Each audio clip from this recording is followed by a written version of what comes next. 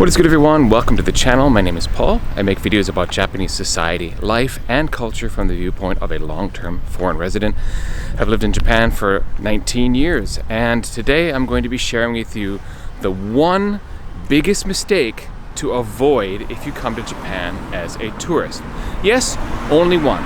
So I'm going to let you know what that mistake is, and then I will give you 3 reasons why I'm talking about this in particular. Now, if you get any value out of today's video or you like it at any point, be sure to give it a like. And if you know someone else who's traveling to Japan and think could benefit from this advice, please share this video with them. Okay, right away, I'm going to go right into it and say the one biggest mistake you can make as a tourist in Japan is worrying that you're going to make mistakes.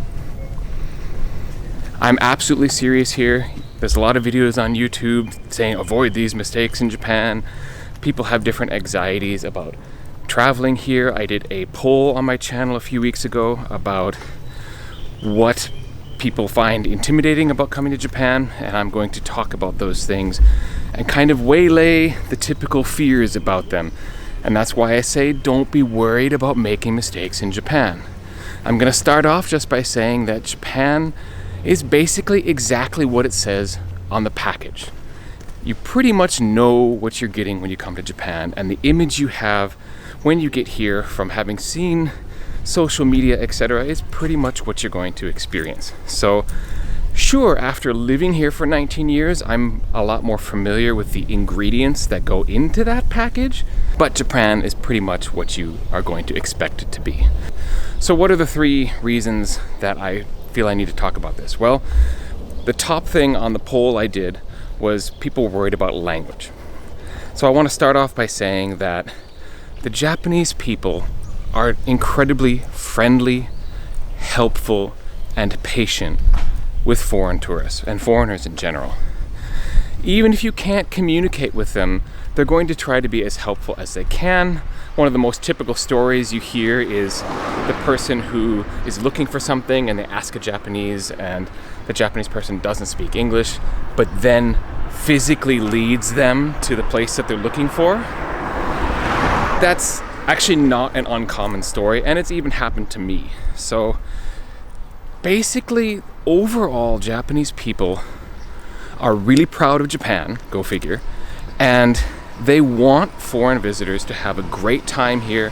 They want you to have the best hospitality possible, and you're going to go back to your country with a really good impression and a good view of Japan. So language barrier can be an issue, but not really, especially now that you have translation apps and all those kinds of technological advances, not to mention English signage, especially in areas where foreigners are going to be visiting, like the temple in Asakusa and things like that. There's lots of English signage these days, and even signage in other languages like Korean and Chinese. So it's not like it was 20 years ago when I first came to this country. The second thing that people were concerned about in that poll was navigation, getting around. Now again, English and other language signage has gone way up. Japan's transportation system is not really that hard to figure out. It looks intimidating at first when you look at a Tokyo rail map, but again, getting back to the main point, it's really hard to make a mistake. I mean, you might miss a train, you might get on a train going in the wrong direction, but is that really a huge deal? If you figure out that you've made the error, then you can turn around, and the trains in Tokyo come every 5 to 10 minutes, and even out in the boonies, it might be a 20-minute mistake out of your itinerary. But it's not a huge deal, and it's not going to wreck your trip in any way, shape, or form. And in general, like a lot of the adventures you can have around Japan, the experiences that you can have, there's very little you could do that would mess it up somehow. And I even go so far as to say that if you do miss making it to a museum that you wanted to go to, or you missed the train to make a certain event on time, etc., there's so many other things that you can do to fill that time and sort of make up for that, navigational error if it happens, which I don't think it does very often, but if it happens, you can get, or you can have, how do I want to say this? You can end up having a really remarkable experience by going on to plan B or going on to something else that you want to do. In fact, one of the recommendations I always make to my friends who are coming is be sure to leave at least 1, if not 2 or 3 days open for you to go off and pursue something you didn't know existed before you even got to Japan. Basically, leave some days open for adventuring. And sometimes if you miss the opportunity to do something you wanted to do, that turns into something even better. Again, it's really hard to make genuine mistakes where you're going to go home and feel like, oh, I really wish I had done such and such. That's probably not going to happen. And finally, one other thing, this wasn't really on the poll because I didn't, YouTube kind of limits the number of things that you can put on the poll, but I wanted to talk about food. And I bring up food because I feel like a lot of tourists end up going to a lot of the same places because they saw it on social media. And that can be something that is absolutely fine to do, but again, you can't really make a mistake trying to find something new on your own. Because in Japan, there really is a baseline of quality that you're always going to get in almost any food experience, whether it's a chain store or a local place. There's this base level of quality in the food that is going to make it pretty much a good meal every single time. I've had one meal that was bad enough that I won't go back to that restaurant. One meal in 19 years. So obviously having a bad experience is pretty few and far between. I've had like more than one in a week in my hometown, right? America can be really hit and miss when it comes to restaurants. But in Japan, I urge people to try out the local places. Go into the place that doesn't appear to have an English menu. Again, you're gonna get some help from the proprietors. The wait staff will walk you through things, and you might end up having the best meal of your trip because you ended up eating something really interesting. I mean, of course you want to come to Japan and have real Japanese ramen and real Japanese sushi and real Japanese tempura or whatever when you're here, but it's really good to jump into something that maybe you haven't even thought about or didn't know existed before you came to Japan. And the food here really isn't as exotic as you might think as well, because really sushi, eating things raw, is about as exotic as it gets. So pretty much anything else is not going to be very strange. So you can get that out of your head that you're going to sit down and have an absolutely awful meal experience because you just chose the wrong place.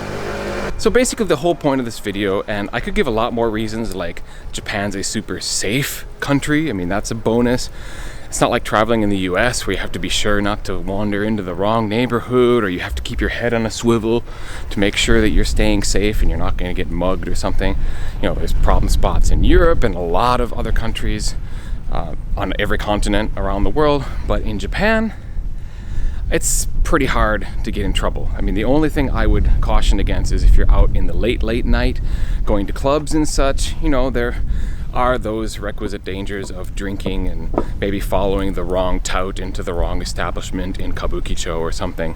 So, I mean, common sense. So the only thing I really recommend to everyone to not make mistakes is just be a decent human being, be nice, be polite, and be ready to accept the help of Japanese people even if they don't seem to speak English, and you won't go wrong. Basically, it's really hard to make a mistake in Japan. You're going to leave with the other 99.9% of tourists having had a really excellent experience. Okay, I hope this was helpful in some way. Subscribe, like, share, do all those great things. I do need to give a short message of apology. I announced earlier in the month that I was going to have a Yokohama guide video by the end of March. I'm a bit behind on that, and I realized in the process of making it that I have no business trying to make that a single video, so I'm instead going to be dividing it up into different parts of Yokohama. So there will actually be several videos in the end, and those are meant to be an alternative tourist destination for those of you who have been to Tokyo before, or you just want to do something different than the normal tourist routes. Yokohama is a great city to visit, so I'll do different areas of Yokohama, and then I'll probably do a greatest hits, the best parts from each video. I'll make an amalgamation compilation video of that. So please look for that, but it's not coming out Well, at the end of March, like I promised. Sorry about that. But I want to thank you very much for watching this video. I hope to see you in the next one, and I'll catch you next time. Peace.